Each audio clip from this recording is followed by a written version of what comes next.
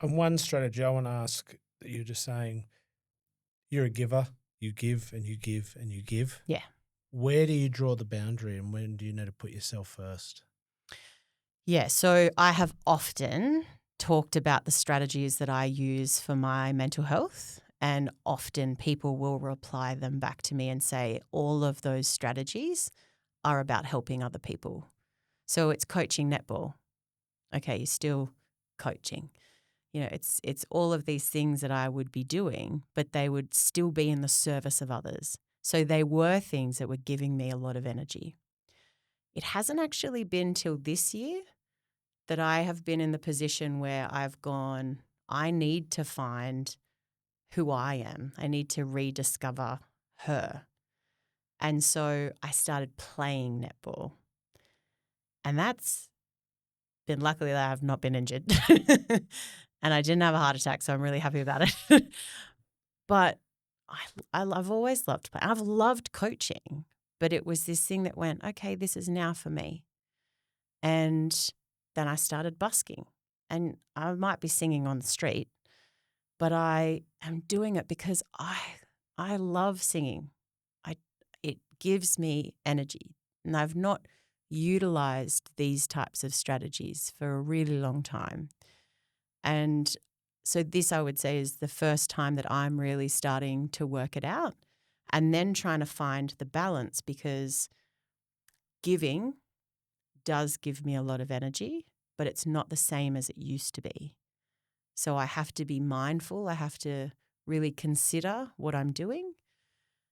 And then I've thrown myself into starting my own business, and that has changed the way that I even interact with the community, because I could participate as an advisor and a supporter and a connector, and now that's what my business does for a fee.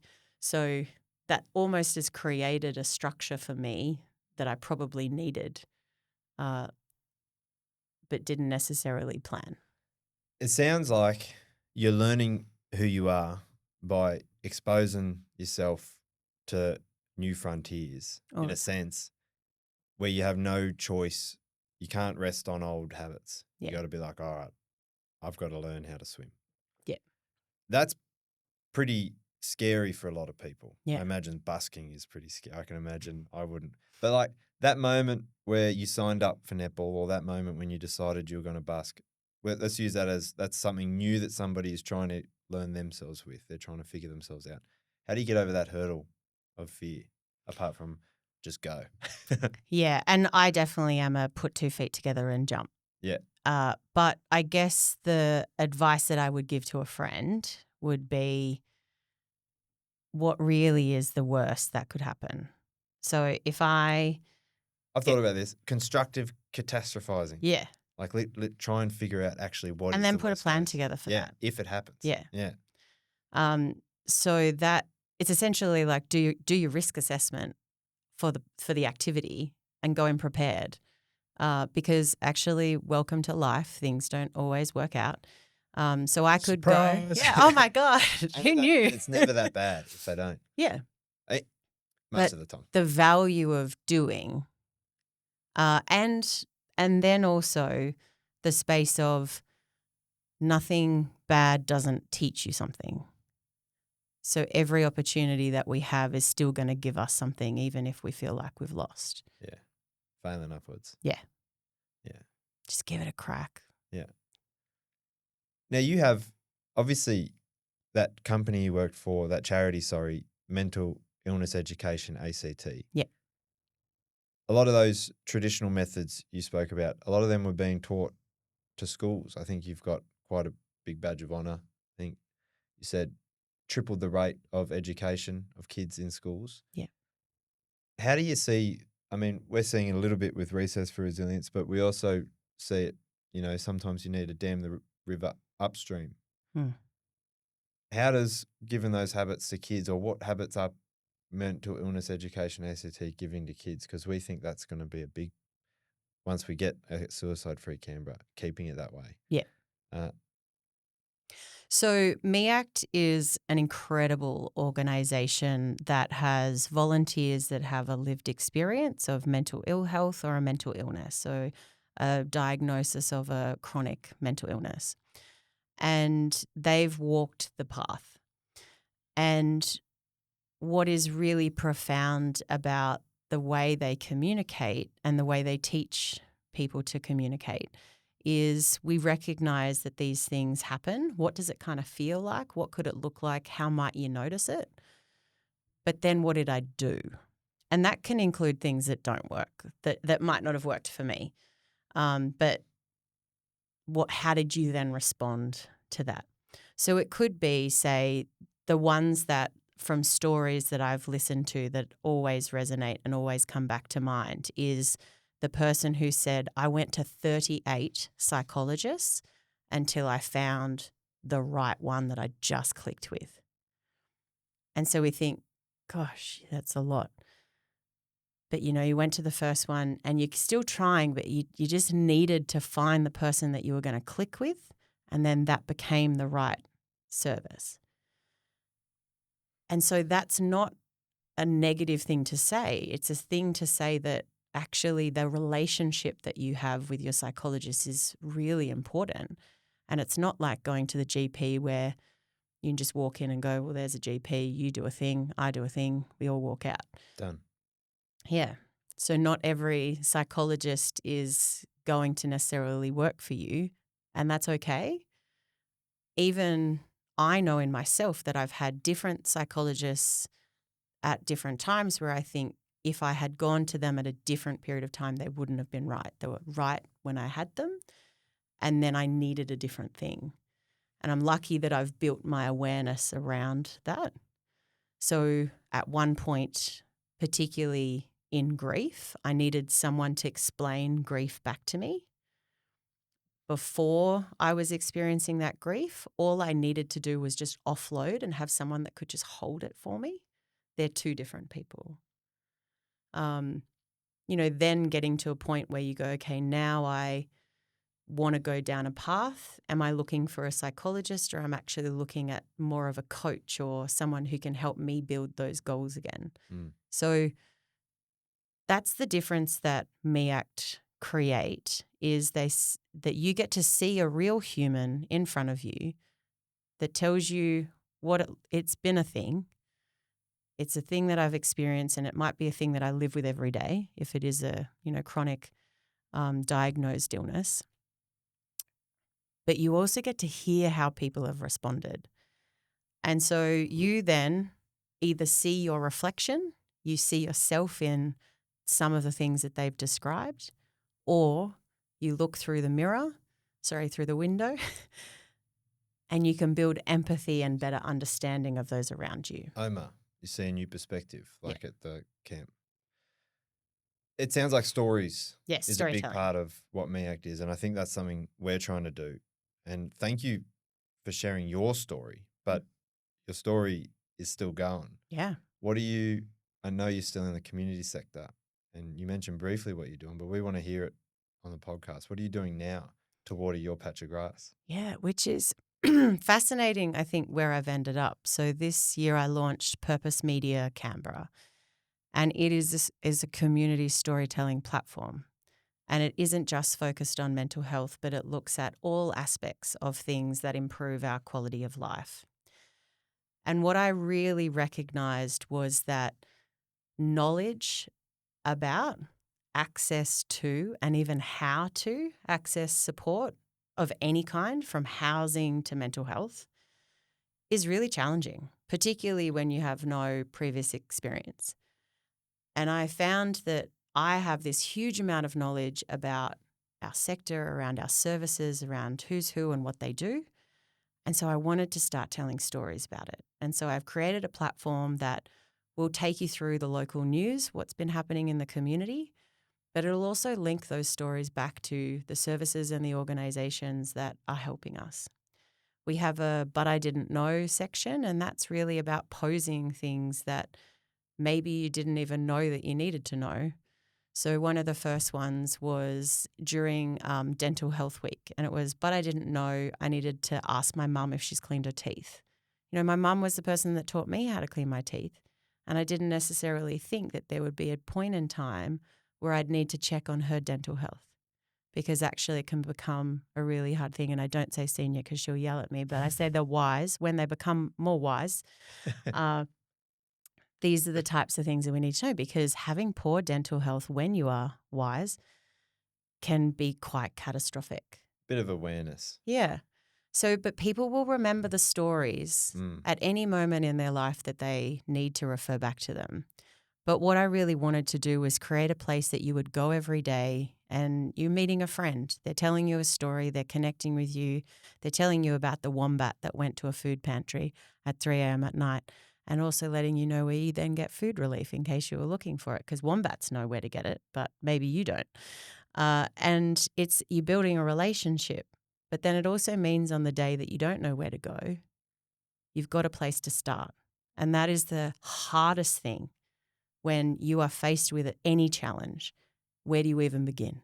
There are so many services, there are so many different things we can do. But the best thing that we can do is hear someone else's story and see ourselves in it, or look through the window and go, maybe that's where I can begin. Yeah. So it's about connecting people to services. And then in the back end, we work directly with service providers and organizations to upskill and build their capacity. So we do a lot of work around sort of governance of how are they operating? Are they operating in the most effective and efficient way?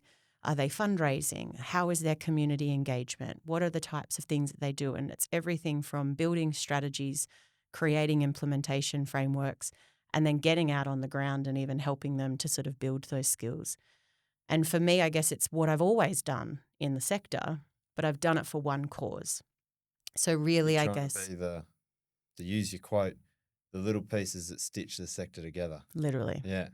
And Connective from both tissue. sides. Connective tissue. Exactly. And it sounds similar to the Medicare Mental Health Centre. Yes. In that people, especially when they're at the coalface of whatever it is, mental health, physical health issue, they're like overwhelmed with it. Their eyes, the blinkers are on. They can't think of it. So to have somebody to bring you into the triage, which is what I understand Medicare Mental Health Centre does, and then direct you to the relevant help. It sounds like an unreal service, and that sounds like what you're doing, but for everything. Yes. Yeah. And that is where I started to see through all the research, because I'd noticed that this was a problem, and I've done a lot of work in trying to, why is it an issue? And we do try to solve it even in silos, but the silos already exist. And I sort of thought, I'll build a platform that people can just go and find services. But then I'm like, but how do they know that exists? Like, we're just adding another thing in. Information overwhelm. Yeah. And so I thought, actually, people are disconnecting from traditional media. The way media is reported can be really triggering and traumatizing for a lot of people. But that then means that we're creating more isolation because people are becoming disconnected from the things that are happening, like the wombat that goes to a food pantry. That's the kind of thing where you go, I love that story. It made me laugh. It made me feel funny about it. It was in Dunlop. Oh, I'm also a West Belconian, so, that makes me feel happy. That starts to build connection, and all it is a story. So if we can create a place that people are just going to on a day-to-day basis to feel connected, then they already are in the right place on the day that they're having their worst day. And it's about, have you then met Alpha? Have you gone here? Did you know you can do this? And circle back around if you need to try another one. Well, and on stories, I remember the first time we met when you came down to Afra, 4 years ago? Yeah. You were, I think One of the early. I think you were our second. I think Rob DiCostello was the first. I'm glad that it was him. He was the first, but you were the second. He's got good lung capacity. Yeah. Rob. Yeah, he can talk for as long as he can run. Oh, Deeks. And Brandy didn't really tell me this when he first emailed the doc, asked about R4R. Just wonderful for mental health, no worries. Told me his dad had passed, took his life. And it wasn't until I made a few runs into it, I learned this. I go, geez, this guy's got a powerful story. His mum's sick. I really, told Shooter at the doc, and we're like, yeah, let's back this guy. He's putting himself out there. He's going through a rough patch. But then I don't know when you told me your goal initially, you didn't tell me this at the start, but your goal was to save one life from suicide. As many times as possible. Well, you didn't say that bit at the start. Just you one. said it was one. I think you're right. And then at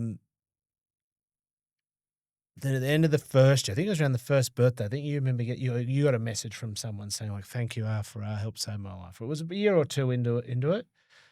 But then you came down on Wednesday night and a bit after that, and you said a couple of people had told you that it had helped. Yeah. Save life. And that's how I remember going home going, geez, all this work we're putting into R4R is actually helping. Yeah. Let's keep going with it. And isn't it because that was just like I remember going home that night to tell my wife, like, this Heidi, this here from this mental MIEACT, Yeah. she said this, and then I don't think I slept much that night. I remember waking up in the morning still buzzing, going, like, all that work is worth it. Let's double down and keep going. And then that's really given us the momentum and the belief and nudge to let's have a crack at a suicide-free Canberra. Yeah. And isn't this the problem that we have in society where because you are actually solving a problem that you can't count, and you shouldn't because the numbers shouldn't be there, but our entire systematic funding response of services is focused on the numbers that we can count. And that's what I think is a real problem, that we don't do enough in prevention. We do focus quite heavily in crisis and response because they're tangible, but actually the prevention is so key. And so you only get a pat on the back if you solve a crisis, not if you prevent one. Exactly. And no one ever. Yeah, because you don't know. You don't know. Unless someone says, you saved my life. And that's a big thing for someone to share. But I was in a very unique position, and I can't tell you where it was. But I was in a very unique position where I was talking in depth with a group of people about running for resilience. And we were all sharing stories and things that we'd heard and things that we'd connected with. And one of the people around that table said, I have a friend who moved to Canberra and they said that going there saved their life. And I went, I need to make sure that you know this. Yeah. Because it's so simple but so complex at the same time. The simplicity of what R4R offers, but the complexity is just as significant. And that is walking into a space of a group of people who just smile at you. So you feel seen for the first time in a day. And so Wednesday was the day the anniversary of my husband, and I did not get out of bed. My mum then came over and we watched Ted Lasso. And then I said to her, I'm leaving. I've got to go to R4R. I have to be there. Because it has become a thing that is saving my life. It is so powerful to walk into a space where people see you. And not the Heidi Prowse Peacock show, but just like, hey, great to see you again. How's things? And I don't have to get into anything. That is huge. Then when you start to make friends and connections to people that you would not be exposed to in any other way, because we say that Canberra's small, but it isn't small. It is full of minor, tiny little circles of people. And if you're not in one of those circles, it is very difficult. It is very isolating and it's very lonely. And the only way that you can try to find ways to break into those circles is through places that go, just show up, just keep moving. Every time I'm running, I hear Matt in my head going, just keep moving. I'm like, shut up. Years. I think there's something else as well. And I'm glad, I'm also like, what's the word? Humbled that you're seeing such an impact from it. But there's also just this acknowledgement, this unspoken acknowledgement that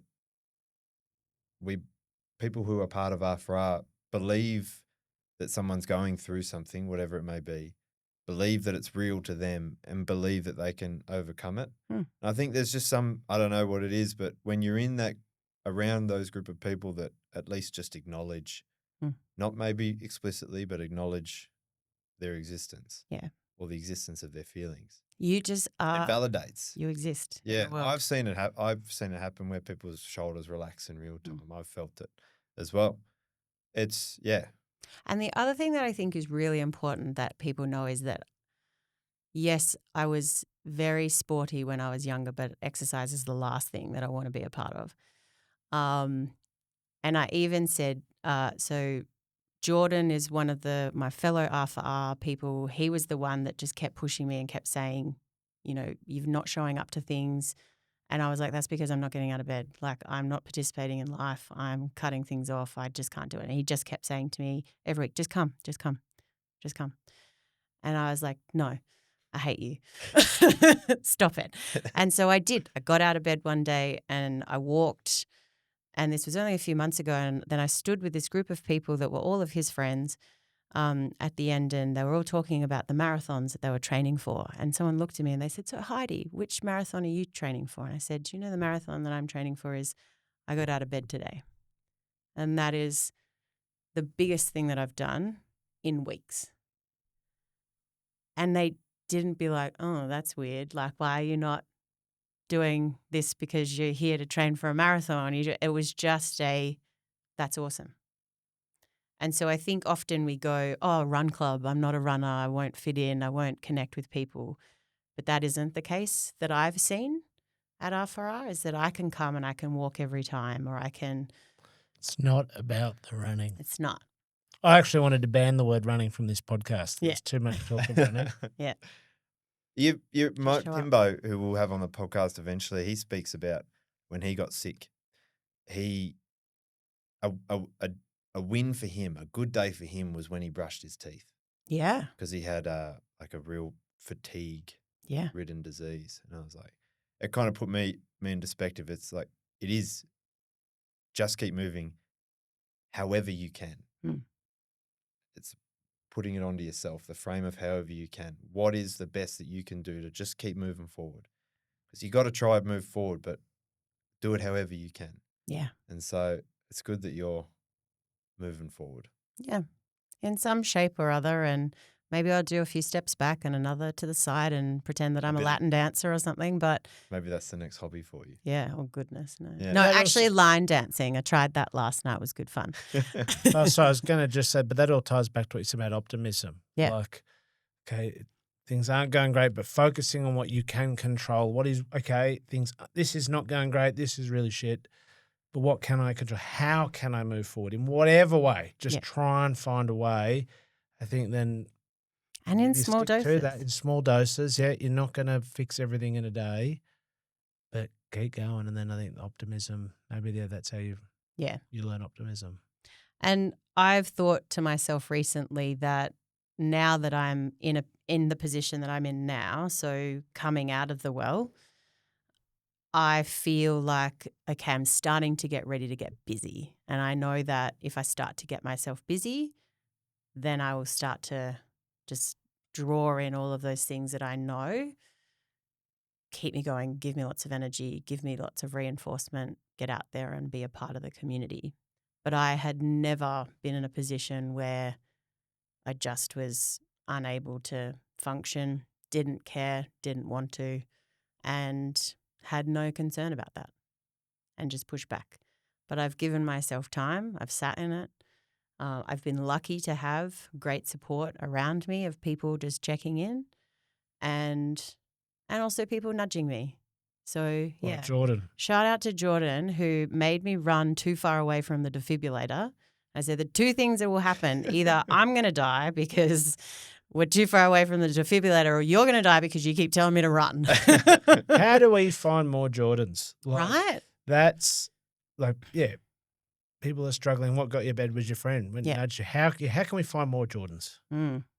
Well, I'm sure he'll tell you that he's unique and, you couldn't possibly find them.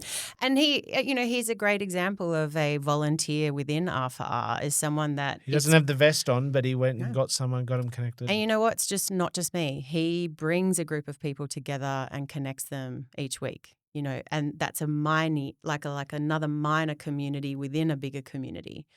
That's really great because it's not just about like doing the run, but it's having a couple of people that you have dinner with after and that's what I love, that social connection, and that most people don't know anything else about me, and I can just come and talk to people and talk socially. And a lot of my relationships have a professional link. And so to be able to just come and sit around a table and talk about crap is awesome. So, yeah, I think that when you've got those people and then you put something like R for R together, they actually create themselves. They build that space because that's who they are. But you are creating a community that enables people to do that.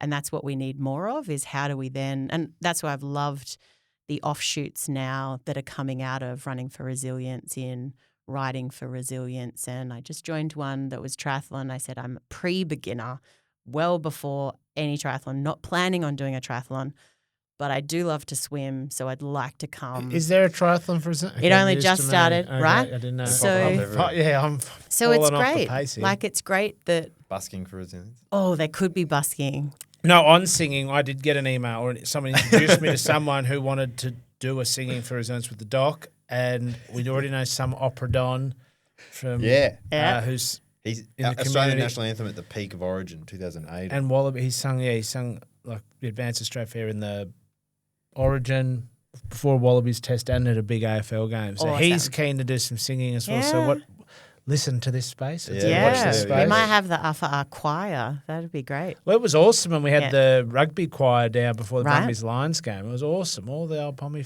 Lions rugby fans all got into it, singing Bread of Heaven. And exactly.